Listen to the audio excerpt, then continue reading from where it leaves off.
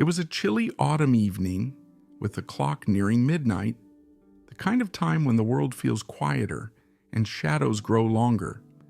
The park, located on the outskirts of the city, was nearly empty, its dimly lit pathways surrounded by towering trees that swayed gently in the breeze. The place had an eerie calm, interrupted only by the occasional hoot of an owl or the distant hum of traffic. It was the perfect spot for Jake, Chris, and Mia, the infamous trio behind the Laugh Squad, to pull off their next big prank. Known for their wild and often controversial stunts, they had made a name for themselves by pushing boundaries and chasing viral fame. Jake was the bold leader, always brimming with overconfidence. Chris, the comedic actor, loved playing over-the-top roles, and Mia, the tech-savvy camera operator, ensured every prank was shot perfectly. Tonight, their plan was to stage a fake kidnapping using a van, ski masks, and Chris as the screaming victim. Earlier attempts had gone okay, but they craved something bigger, something unforgettable. That's when they spotted him, a lone figure on a bench, head bowed, seemingly lost in thought. This was their chance to make internet history, or so they thought. As they approached the bench, the trio's excitement grew. With their cameras rolling, they crept closer, ready to spring into action. Chris, who had perfected his terrified scream for these moments, was already rehearsing in his head. Mia whispered a final countdown into her mic, and Jake gave the signal. But then, something unexpected happened. The man on the bench, Marcus, didn't react the way they'd anticipated. Instead of panicking or running for help, he sat perfectly still, his expression unreadable. His eyes flicked up just briefly, meeting theirs, and in that moment, something about the way he looked at them sent a chill down their spines. Before they could even start the act, Marcus stood up slowly, his movements deliberate and calm. Jake, thinking this was just another confused bystander, stepped forward to grab him for the prank. But in an instant, Marcus grabbed Jake's wrist with a grip like iron and twisted it, forcing him to drop the prop weapon he was holding. "Not tonight," Marcus said quietly, his voice steady but carrying a hidden threat. The pranksters froze. This wasn't going according to plan. What started as a joke was quickly turning into something much more serious. Now, before we dive into the rest of the story, make sure to like this video, share it with your friends, and subscribe to the channel. Trust me, you're not going to want to miss what happens next. Things are about to get a whole lot more intense. Back at the bench, the trio exchanged nervous glances, unsure of what to do next. They had no idea that the man they were messing with wasn't just an innocent bystander. He was someone with a deadly set of skills. Marcus's calm demeanor unnerved the trio. Jake, Chris, and Mia stood frozen, unsure of how to proceed. The excitement from earlier had quickly faded, replaced by an unfamiliar tension that settled in their stomachs. Marcus didn't let go of Jake's wrist, and his grip was unnaturally strong. His eyes locked onto Jake's, and there was a coldness in them that sent a shiver down Jake's spine. "Let go of him, man," Chris shouted, trying to play it cool, but his voice quivered slightly. He stepped forward, attempting to stand tall, but something in Marcus's gaze told him that he was out of his depth. "Back off." Marcus's voice was low, almost like a warning. His body language was relaxed, but everything about him screamed authority. Mia, trying to keep things under control, nervously fiddled with the camera, but her hands were shaking so badly she could hardly keep the lens steady. Marcus took a slow, deliberate step toward Chris, who instinctively took a step back. Jake, still trying to play it off like a prank, forced a nervous laugh. "Hey man, relax. It's just a joke. We're filming for our channel, Laugh Squad. You know, the viral pranksters." Marcus didn't laugh. In fact, he didn't seem to react at all. He just studied them quietly, his eyes narrowing slightly as if weighing their every word. He seemed to be processing the situation, calculating their motives, or maybe something far darker. You think this is funny? Marcus asked, his voice colder now. A bunch of amateurs jumping into other people's lives, making them the punchline of your game? You think I'm just some random guy you can mess with for laughs? The group exchanged uncomfortable glances. This wasn't how pranks were supposed to go. They were supposed to be in control, pulling the strings, and now they were the ones caught in a situation they didn't know how to handle. Mia's voice wavered as she tried to break the silence. It's just a prank, okay? No harm done.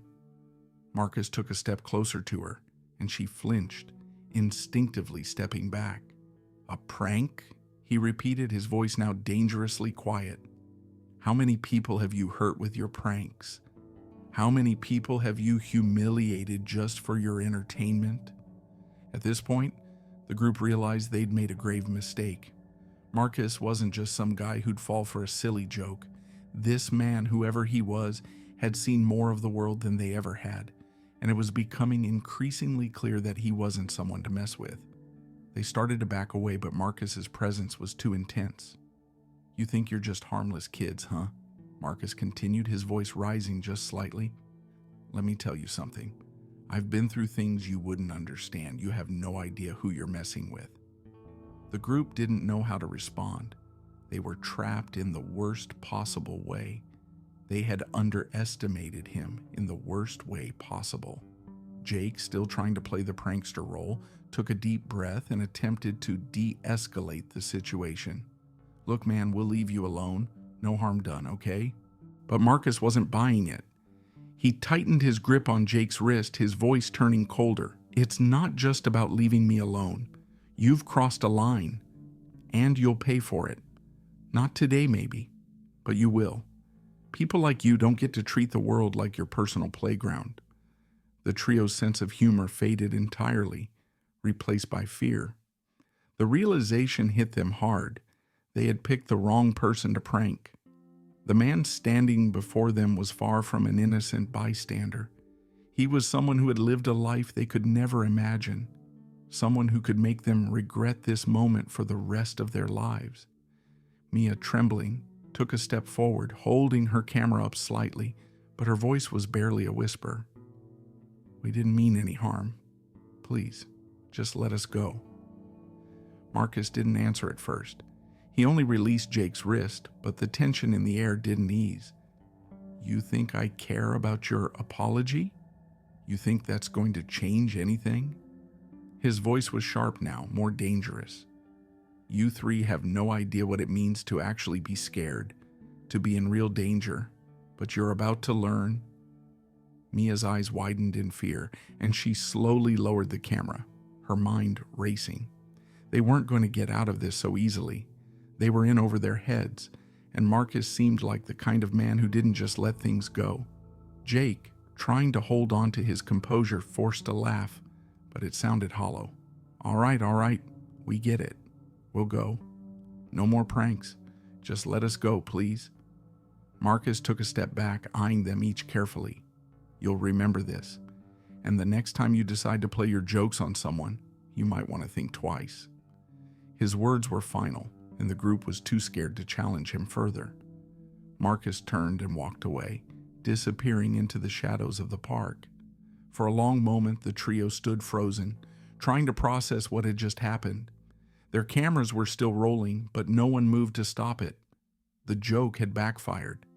They'd messed with the wrong guy.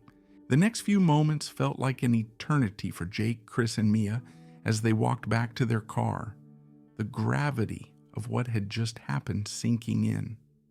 The adrenaline that had been coursing through their veins moments before had now completely drained, replaced by an unsettling silence. The usual rush of excitement after a successful prank was nowhere to be found. Instead, there was an overwhelming sense of dread.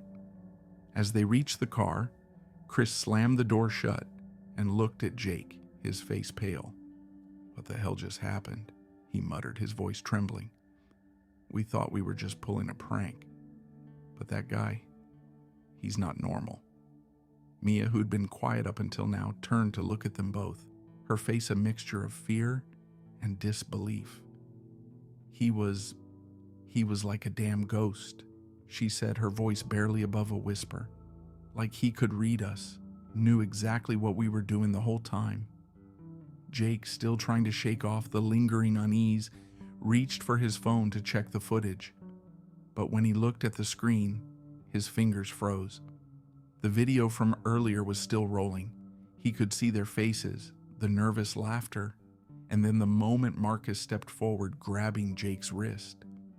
The calmness in Marcus's eyes sent a chill down his spine, and the air around them seemed to grow heavier. "What do we do now?" Chris asked, his voice cracking as the reality of the situation hit him. "Do we upload the footage or do we just forget about it?" Mia shook her head, her hands shaking. "We can't upload this. This isn't a joke anymore. We were lucky he didn't kill us." The words hung in the air, too heavy to ignore. Jake's mind raced. The thought of walking away from their channel after everything they had built was unbearable, but the reality was undeniable. They had crossed a line, and Marcus had made it clear that messing with the wrong person could have consequences they weren't prepared for. "We need to lay low for a while," Jake finally said, his voice serious for the first time that night. "Maybe we need to rethink this whole prank thing." They drove away in silence, the park fading in the rearview mirror, but the image of Marcus stayed with them. It wasn't just his skills or the way he controlled the situation, it was his presence.